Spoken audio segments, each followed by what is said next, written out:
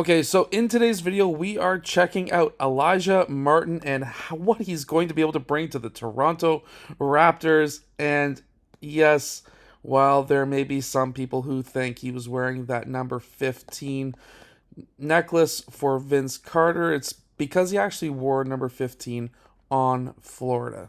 However, one thing that he is really well known for is his defense and his ability to, what we see right here, and if you're a basketball player or a young basketball player, if you want to try and reach in, you use your inside arm. If he tries to spin off, as long as you're fast enough, you have a higher probability of getting that steal than if you were to use your right arm. So that's exactly what he does right here. He's able to at least disrupt that dribble, and then he was able to get that go-ahead pass, which then translated into a big dunk.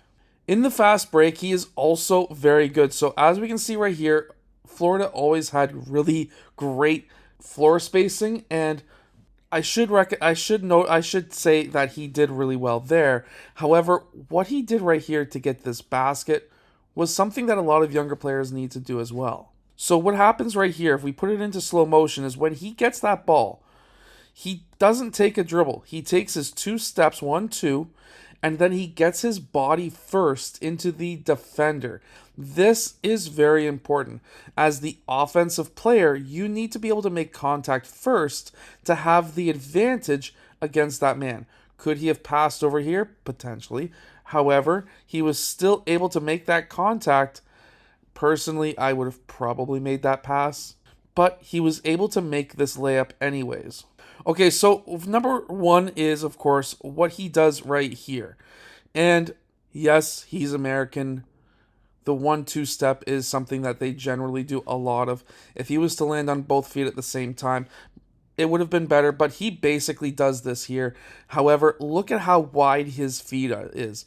On my main channel, Basketball Coach Allen, I just made a video the other day about having wide feet. This gives you the advantage on the defender. If you can get wider than him, you take the side that you have the advantage on. And that's exactly what he does right here. And he is a massive high flyer, and he's able to finish nice and high, as we can see right here, on this rim. He gets a lot of dunks. This is actually what makes me very excited for Elijah Martin, and that is what he does right here. He's actually done this quite a few times throughout the season, and that was, he kind of breaks down, he's got his back somewhat to the sideline, waiting for this screen to happen. However, he then fakes almost like a quick jab towards that right side, and then he's able to then gather back.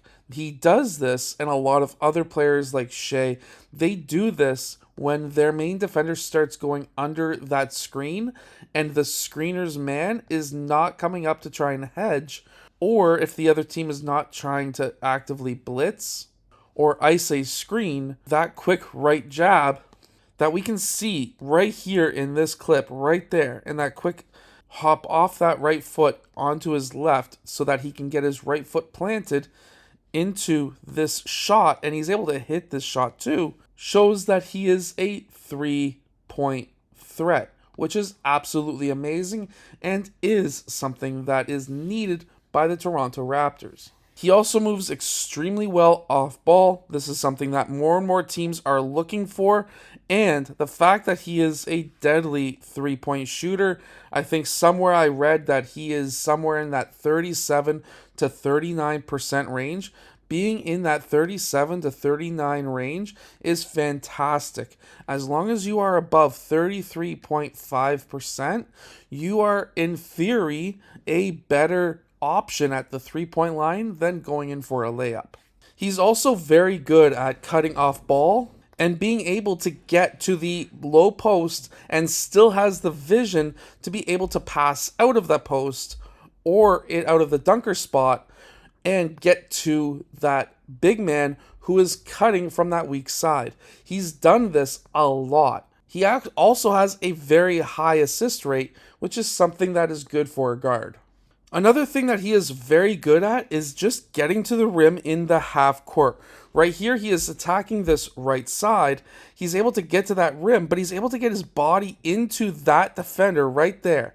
And by making that contact that he makes right here, watch him drive. When he drives, he comes to a 2-foot stop. He goes right, left, into the defender. He's keeping the ball nice and high. This is exactly what you need to be able to do at the NBA level to be able to score as he did right here. And that stare down is also very nice.